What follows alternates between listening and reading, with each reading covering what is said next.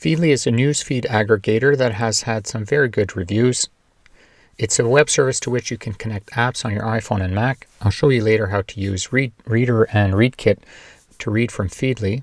And you can actually configure most of Feedly through these apps. But first, I'd like to give you an overview of Feedly because you need to do a minimum amount of setup on Feedly itself. And if you want to save some money, you don't actually need to buy RSS reading app. You can read directly from Feedly using its web interface. However, I recommend that you actually use Reader or ReadKit, and you'll see why later. I should point out that while there is a free basic version of Feedly, if you want most of the features, then you'll need to subscribe to the Pro version, which, as you can see, is not free. This is the monthly fee that they charge you as of my recording date. And here you can see all the extra features that you get with the payware version. Right, so more sharing options and annotations, highlights, unlimited feeds, and advanced searching and filtering, which is quite handy. When you sign into Feedly, once you have a number of feeds set up, you'll see some of them listed here on the right. But at first, what you need to do is actually subscribe to some RSS feeds, which you do by pressing the plus button here.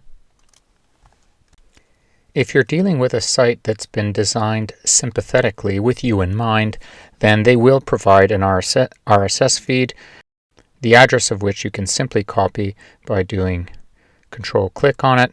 So here we'll copy this and go back to Feedly and then click on Follow, and that will give you the opportunity to save it. But look, it asks you where you want to save Coggzest. Well, you can put Coggzest in cognitive science or productivity. Put it wherever you like. I'm going to put it here in productivity for now. That's the context of this book. And there we have. The Coggzest feed is now available. So I can then go into some of my productivity sources here and see Coggzest. So this then is a list of the recent posts that I've written and published, actually, on Coggzest.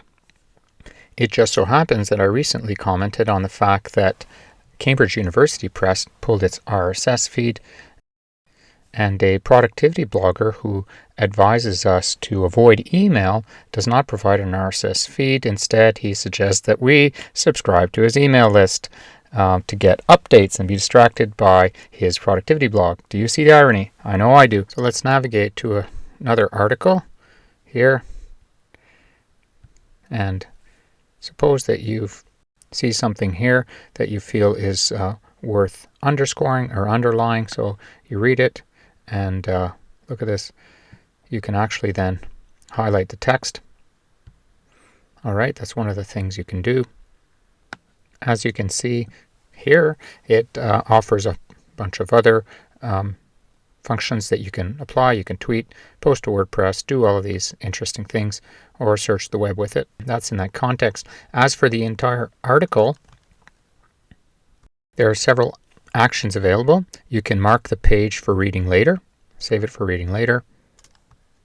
You can also save it to a board if you subscribe to that feature. There's a Save to Evernote feature. There's a Copy Link to Clipboard feature, which we'll do right now. And notice that what's interesting is you're actually copying a link to the original article, which is important because the articles in your feed are not necessarily going to stay forever, because that's just not the way it works. You can email, you can do all these other things.